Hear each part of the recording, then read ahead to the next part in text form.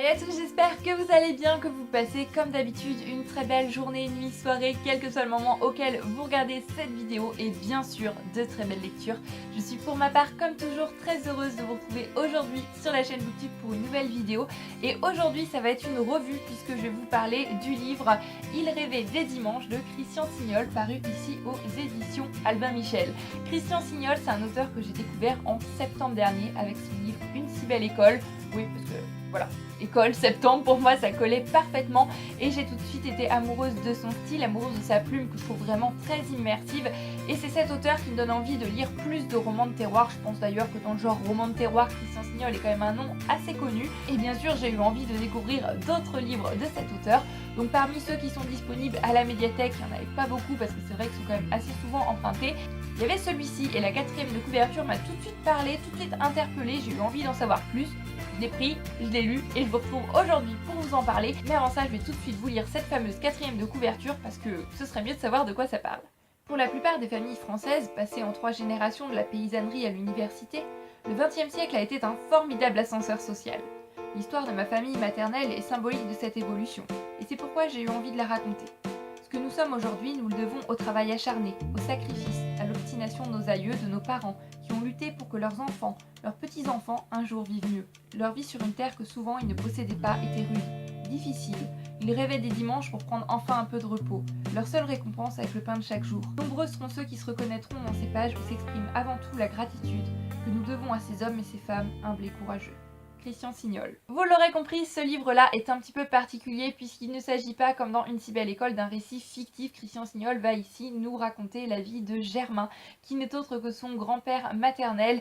C'est un livre que j'ai trouvé très très beau. D'ailleurs, pour moi, la quatrième de couverture reflète vraiment très bien le livre. Rien qu'à la quatrième de couverture, je trouve que c'est déjà un très bel hommage qui rend non seulement à son grand-père, à ses grands-parents, à sa famille, mais aussi à toute une génération. C'est un livre qui nous rappelle vraiment quelque chose qu'on a peut-être un petit peu parfois tendance à oublier.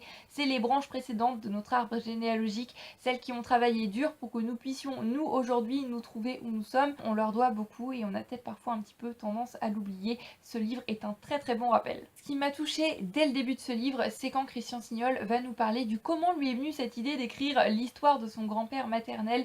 J'ai trouvé que c'était dit d'une très belle manière et à travers les mots, à travers les lignes, à travers tout le livre, même si c'est juste en toile de fond, on ressent vraiment l'amour de l'auteur pour ce grand-père maternel et il dit quelque chose qui m'a énormément émue, c'est qu'en écrivant ce livre, il avait l'impression de pouvoir être avec son grand-père le temps de quelques mots, le temps de quelques pages, de retracer un petit peu toute sa vie main dans la main pour sortir ce livre qui est vraiment très très beau et je suis vraiment très contente pour lui qu'il ait pu avoir cette occasion, cette impression de retrouver son grand-père à travers les pages parce que je pense que pour toute personne qui ont chéri quelqu'un et qui ont malheureusement perdu cette personne, on aimerait toutes avoir un moyen d'avoir cette impression de le retrouver, d'avoir cette impression de pouvoir passer quelques moments avec cette personne et c'est apparemment ce qu'il a ressenti en écrivant ce livre et la manière dont il dit c'est très beau, c'est un livre qui tout du long m'a beaucoup émue. Il va nous retracer l'histoire de sa famille, plusieurs générations et la famille c'est une chose qui me tient énormément à cœur, si ce n'est la chose qui me tient énormément à cœur. Ma famille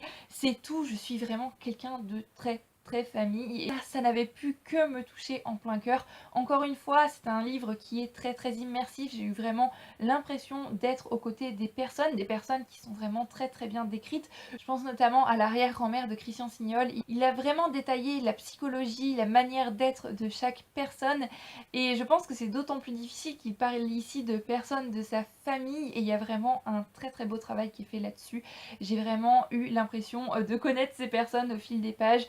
À chaque fois je reprenais le livre, de me retrouver immergée dans ce village, de me retrouver immergée au XXe siècle et c'est l'une des périodes sur lesquelles j'aime le plus lire, sur lesquelles j'aime le plus apprendre. Donc cette impression d'immersion que j'avais déjà ressentie dans le livre Une si belle école, j'ai été très heureuse de la retrouver ici et encore une fois ça a complètement opéré. C'est vraiment cette impression de voyager dans le temps à travers les pages d'un livre et je trouve ça toujours incroyable, toujours fascinant. Donc une chose est sûre, ce n'est pas le dernier livre de Christian Signol que je lirai. On va parler du XXe siècle sur une période qui est quand même assez longue puisqu'on commence le livre, on est avant la Première Guerre mondiale il me semble et on le termine, on doit être juste après la guerre d'Algérie donc ça couvre quand même une grande période bien évidemment. On va parler d'événements historiques, on va parler de la Première Guerre mondiale, de la Seconde Guerre mondiale, on va également aborder, comme j'ai déjà dit, un petit peu la guerre d'Algérie. Pour moi, des romans de terroir, c'est pas seulement des romans qui vont se passer dans un petit village, c'est aussi des romans qui vont nous permettre de voyager dans le temps, comme je dis, mais aussi des romans qui vont nous permettre de vivre aux côtés des personnes ou personnages de grands événements historiques. Et là, j'ai trouvé que c'était vraiment très bien fait.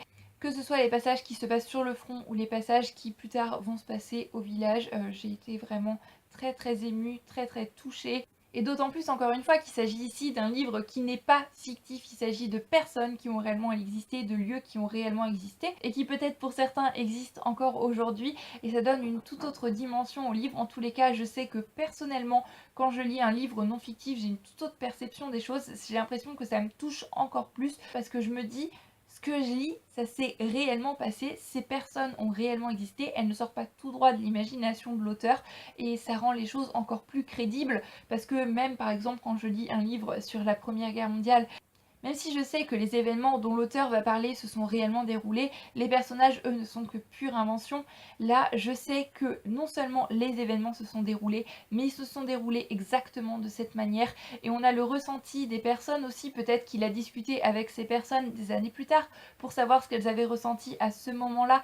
Et voilà, je trouve vraiment que ça apporte quelque chose en plus. J'ai eu l'impression de me sentir encore plus proche des personnes qu'on va croiser dans ce livre et de me sentir indirectement plus proche de l'auteur Christian Signol. Il a écrit un autre livre, je ne sais plus le titre, je l'ai plus en tête, donc je vous mettrai soit une image de la couverture ici, le titre par ici, ou les deux, qui va parler de la vie de ses grands-parents, il me semble aussi, mais du côté paternel cette fois-ci, que je lirai bien évidemment avec grand plaisir, parce que je pense que je suis en train de tomber complètement amoureuse de la plume de Christian Signol. Un auteur qui a peut-être pas toujours une très bonne image, je sais pas si vous avez aussi cette impression, mais c'est vrai que parfois il y a des auteurs, on dit qu'ils sont jeunesse, on me dit mais t'es pas un petit peu grande pour lire ça? D'ailleurs ce sera peut-être l'occasion d'une prochaine vidéo, mais Christian Signol au contraire j'ai l'impression que parfois certaines personnes l'attribuent plus à un public de personnes âgées et vraiment moi je passe de très bons moments avec ses livres et on n'est pas forcément obligé d'avoir vécu à l'époque qu'il décrit dans ses livres pour être touché, pour s'y retrouver et pour aimer ce qu'il écrit tout simplement. Je vois pas pourquoi Christian Signol